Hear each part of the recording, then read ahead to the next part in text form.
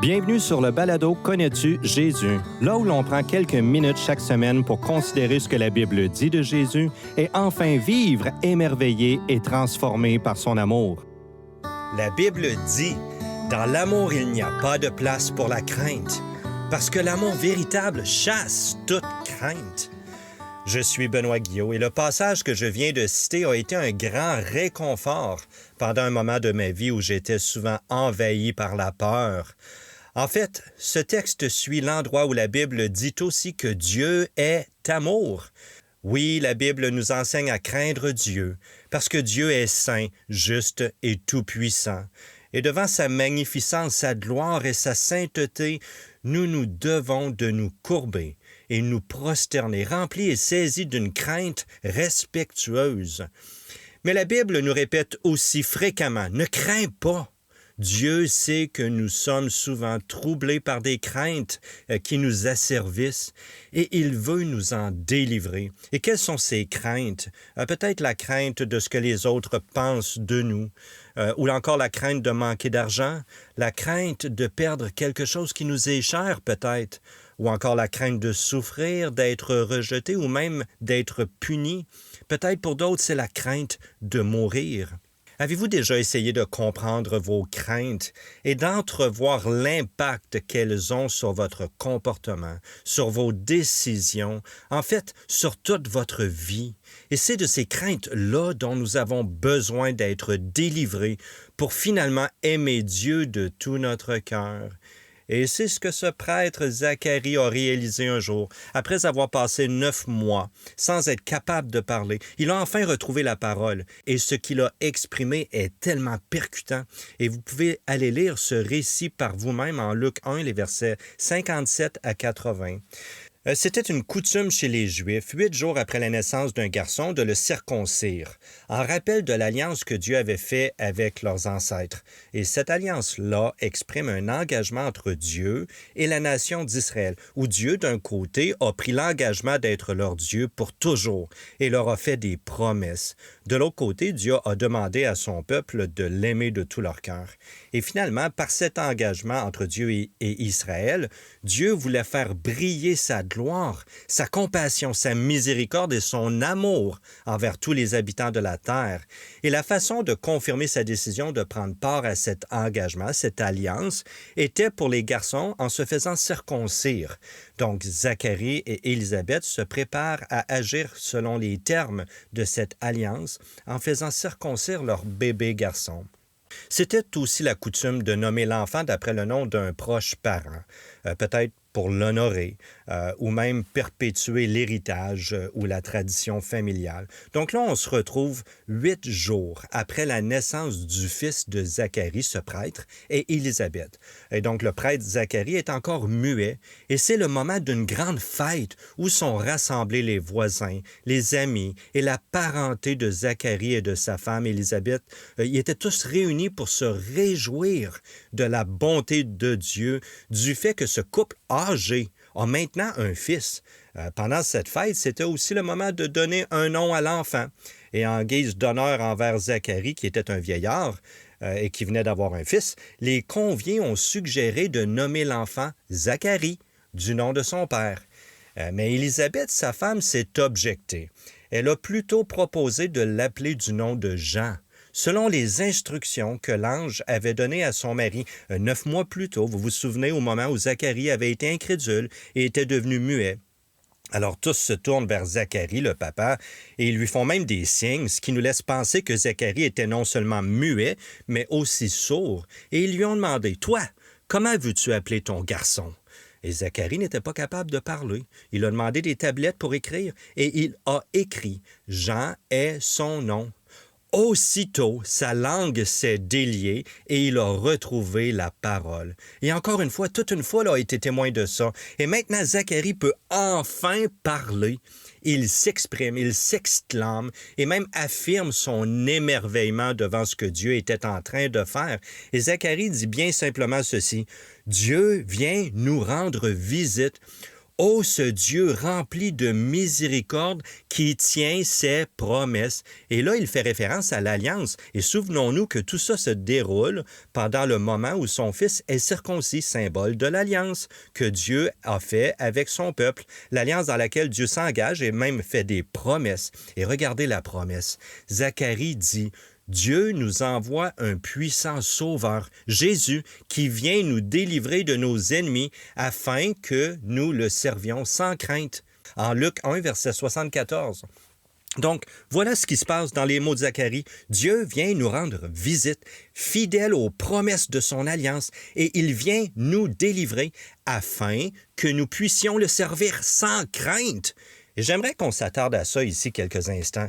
Zacharie avait compris son besoin d'être délivré et on peut essayer d'entrevoir ce qui l'avait empêché de croire l'ange 9 mois plus tôt. Peut-être que Zacharie a identifié certaines de ses craintes. En fait, Zacharie s'inclut avec ses compatriotes en affirmant avoir besoin d'être délivré de ses ennemis. Et il semble que ces ennemis-là l'empêchaient de servir Dieu sans crainte. Plusieurs nations avaient des ennemis. Israël avait aussi ses ennemis. C'était le contexte politique de l'époque. Mais dans ce qu'affirme ici Zacharie, il y a une réalité bien plus grande que celle d'avoir des ennemis politiques et d'en être délivré. Derrière ces ennemis-là se dissimule la notion de crainte. Et c'est dans la dynamique de la crainte que nous nous retrouvons asservis et même pris dans le piège de l'idolâtrie. Nous servons ce que nous pensons avoir le pouvoir de nous libérer de nos craintes. Nous servons ce que nous pensons avoir le pouvoir de nous libérer de nos craintes. Et c'est là qu'on réalise que nos craintes nous asservissent. Et permettez-moi de vous expliquer un peu cette dynamique-là. Autour d'Israël, il y avait des nations idolâtres. Et l'idolâtrie s'était même retrouvée parmi la nation d'Israël. Ces nations-là, par exemple, croyaient qu'en se mortifiant pour tenter de plaire à l'une quelconque de leurs divinités, ils pouvaient obtenir certaines faveurs. Par exemple, obtenir plus de pluie pour leur récolte. Et certaines nations allaient même jusqu'à pratiquer des atrocités terribles en espérant impressionner ou satisfaire ces divinités imaginaires et capricieuses. Et ces habitants pensaient bien que si ces divinités imaginaires étaient satisfaites, ils pourraient gagner certaines faveurs. Et ces gestes-là, extrêmement opprimants et répugnants, mais il faut l'admettre, souvent sincères, ont exercé leur influence sur la nation d'Israël, au point qu'elle aussi s'est mise à agir dans la même dynamique. Et finalement, en tentant de gagner la faveur de ces divinités, ces nations-là et leurs habitants se sont mis à vivre dans la crainte et dans l'asservissement. Ils se sont trouvés asservis à des divinités imaginaires et capricieuses sans jamais être certains de pouvoir les satisfaire. Ils vivaient dans la crainte. Et en plus de tout ça, ces nations-là se faisaient la guerre l'une envers l'autre et dominaient leurs ennemis en pensant justement que leur divinité était plus forte que celle de leurs ennemis, ou plutôt qu'ils avaient réussi à mieux les satisfaire. Et la dynamique est bien simple. La dynamique est celle-ci. Nous servons ce que nous pensons avoir le pouvoir de nous rendre heureux et de nous libérer de nos craintes. Et dans un tel contexte, l'asservissement devient terrible et les craintes tout aussi asservissantes. Mais vous voyez, l'asservissement allait bien au-delà d'un asservissement politique. L'idolâtrie était la cause de ce grand mal, parce qu'un cœur idolâtre n'est pas celui qui se prosterne devant une sculpture. Un cœur idolâtre est celui qui sert ce qu'il pense avoir le pouvoir de le rendre heureux et de le libérer de ses craintes.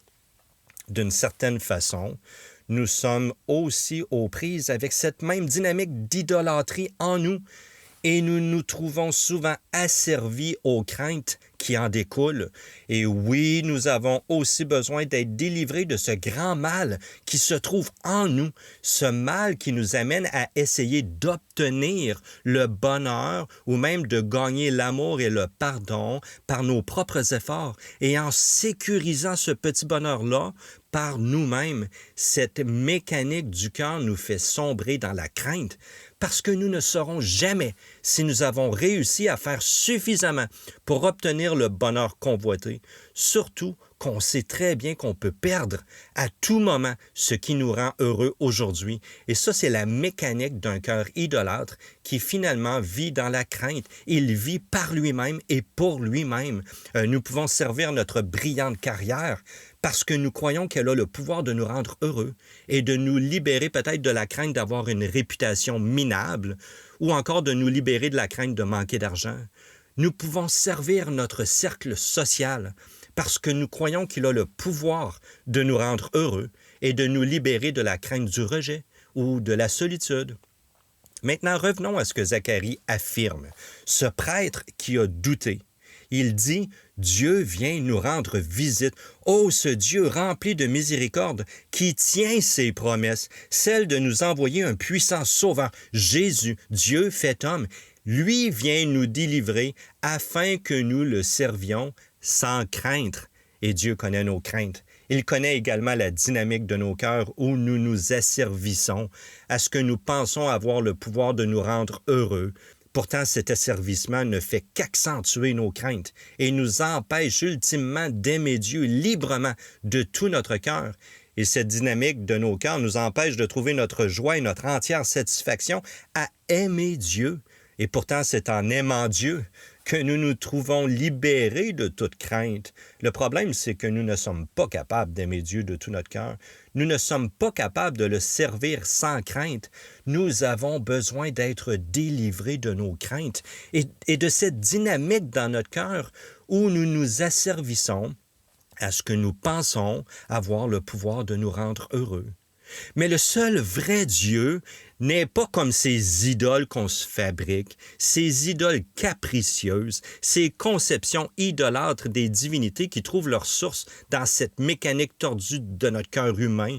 Si je fais ceci, je vais obtenir le bonheur. Non, Dieu est une personne qui fait des promesses et il est tout puissant pour tenir ses promesses. Il est Dieu. Il prend sur lui le fardeau de venir nous délivrer et il donne généreusement. Cette délivrance se trouve dans ce geste d'amour infini du Dieu créateur de l'univers où lui est venu. Il a pris la forme d'un homme pour venir vivre comme un homme. C'est Jésus, finalement, pour mourir sur la croix, afin de porter la peine de nos fautes, de sorte que quiconque croit en Jésus trouve le pardon de ses fautes.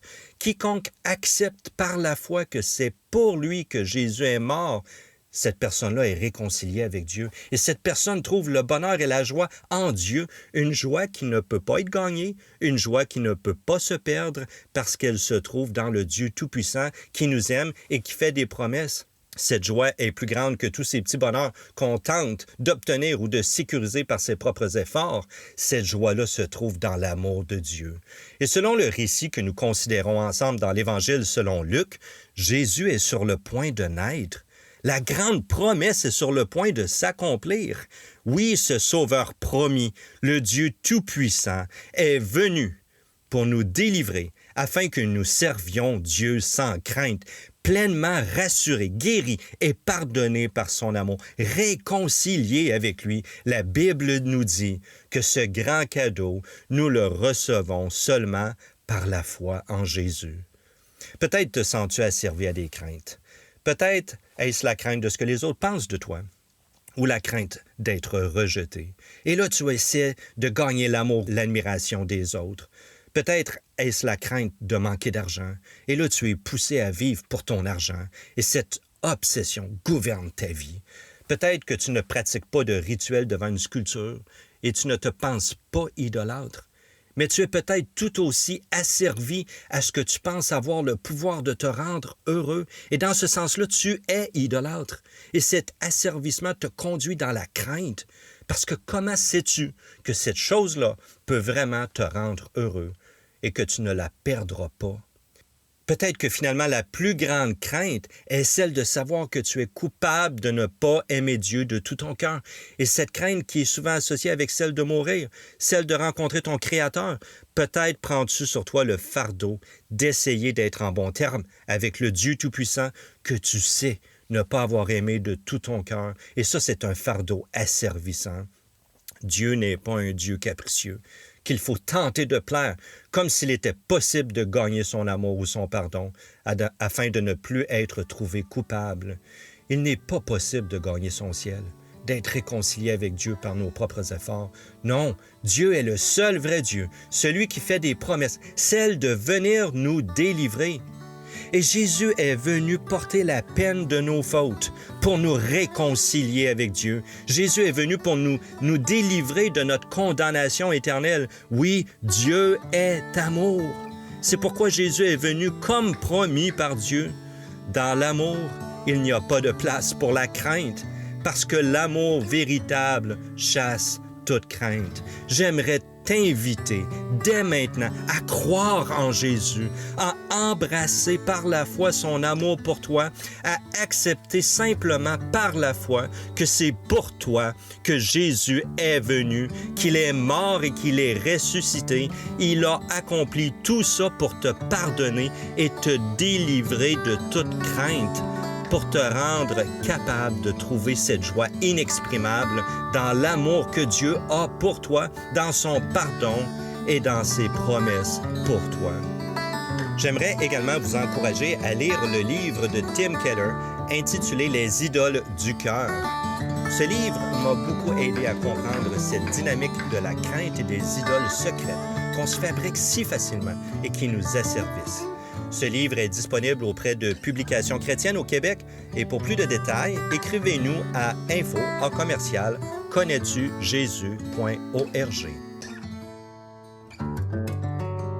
Merci d'avoir pris ces quelques minutes avec moi pour écouter cet épisode du balado Connais-tu Jésus?